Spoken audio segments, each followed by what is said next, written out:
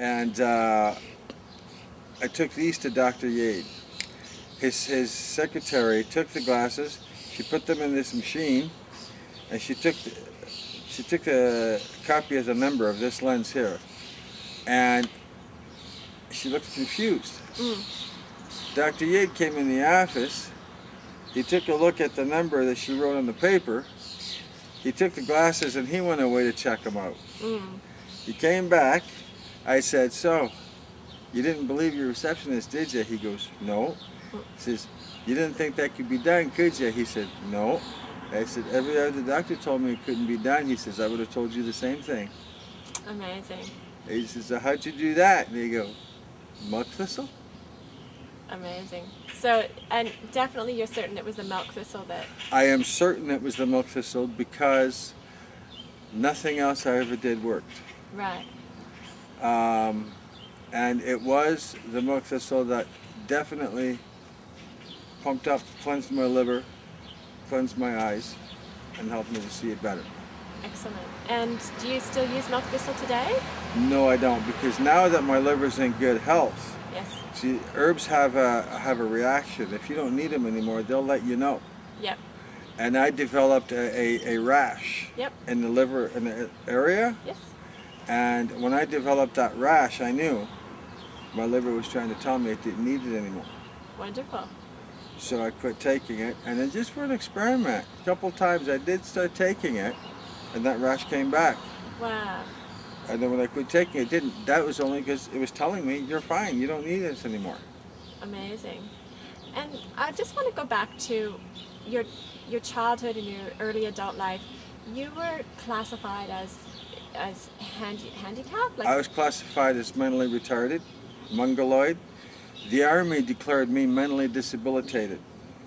They said that I couldn't be trained to butter toast, and that they Amazing. weren't qualified to train someone of my low caliber. and you've healed yourself. And I healed myself. Something that doctors can't do. The doctors couldn't do it. And what happens is, I wanted to put an implant in here, and I wanted the cataract and the implant took it out and implant put in here. They couldn't do it. So for 10 years I was running blind, blurred blind in this eye, and clear in this eye. One day in 2005, I'm driving, you know those electric bikes? Back when I was driving it, it was illegal Right. in Niagara Falls. I get stopped by the police, and this guy was very brusque, very arrogant, and he wanted to show me who was in charge. And he started interrogating me, and he said, what are you doing with this? You're supposed to have a license, you're supposed to have a helmet, blah, blah, blah, whatever. So I explained it. I got myself out of a $5,000 fine by telling him the truth. And he says, you need a license for this, and you need insurance. You need a helmet. So I says, okay. I couldn't get a license because no one would want to give me a license because I was too visually impaired. So I went to Dr. Mekowicz at Akim Optical. And he checked my vision. Now, they've always told me I couldn't have the implant. Well, in 2005, Dr. Mekowicz told me, now your eye is that strong that you can have an implant. So I went back to Andrew Taylor. He's the best in Canada. I went to him.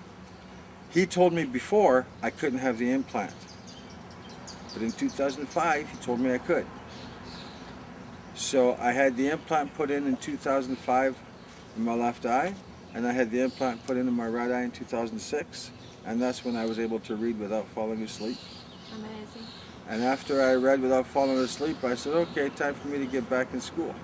Right. I went to Niagara College, took their equivalency exam. Even though I am a grade 12 high school graduate, I had a grade 3 reading equivalency. Wow. So I didn't even qualify for the Niagara College LBS program. So they suggested I have private tutoring, which I did. And now I'm in the LBS program at Niagara College. Congratulations. And I'm getting 90s. Wow. So much for being mentally retarded. That's it. So now that I'm getting 90s in there, I'm going to be fishing that pretty soon. My plan is to go to Niagara College, take the 3-year program, an electronic technologist program, and be able to get a career in that. Amazing. Congratulations. So when you were young and people were saying you were mentally challenged, did you believe them? Yes. My dad beat it into me. Yes. The schools kept telling me they put me in remedial programs. I was assaulted numerous times by students because I was different. They beat it into me. Women beat it into me by treating me like a creature of sorts. I believed it for many, many years. And that's one of the reasons I went to NTech. When my mom and my dad were, when I was 4 or 5 years old, I was young, they were fighting, and my mom was telling my dad, well, to be a man, you have to have stability, you have to have security, you have to be able to provide for your children, you have to be the kind of father that spends time with his children, that loves his family, that sticks around, a man being a man. And I remember standing behind the doorway saying to my mother, without her hearing about it, but saying, I'm going to be the kind of man Dad isn't. And growing up, I couldn't be that kind of man that she wanted my dad to be because apparently I couldn't function. So I went to NTech and they helped me to become a man. And then I got the job. After the job, I went back to school. I got my grade 12 in '93, and then I got a house as a graduation present. Wow. And I still had the job. Now I have a neurological problem due to a conversion disorder, so the company that I work for put me on disability again. And that's why I'm now pursuing through the school system and trying to get something else. I was doing a lot of physical work, and it affected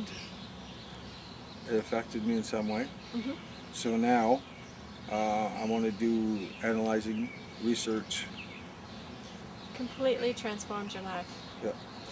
When was the moment or the moments that you realized that you could do this? What was your pivot point in your life?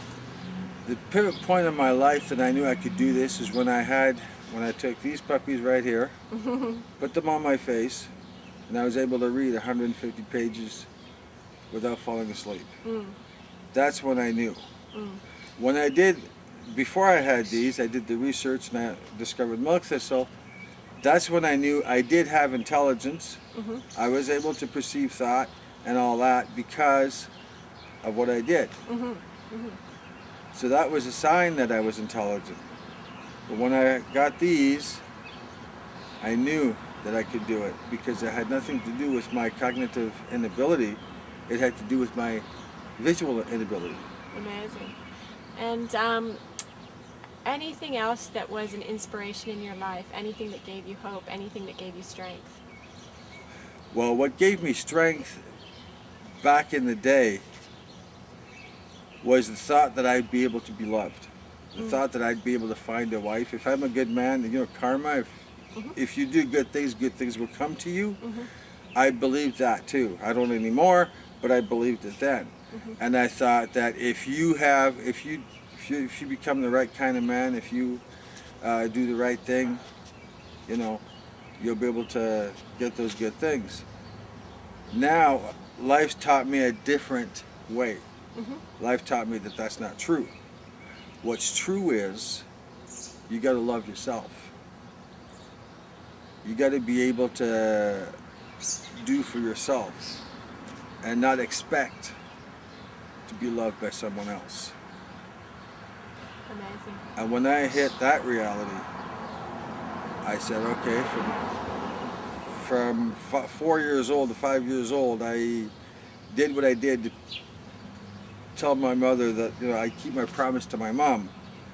And then when I hit about 42, I realized, well, not all women are like my mom.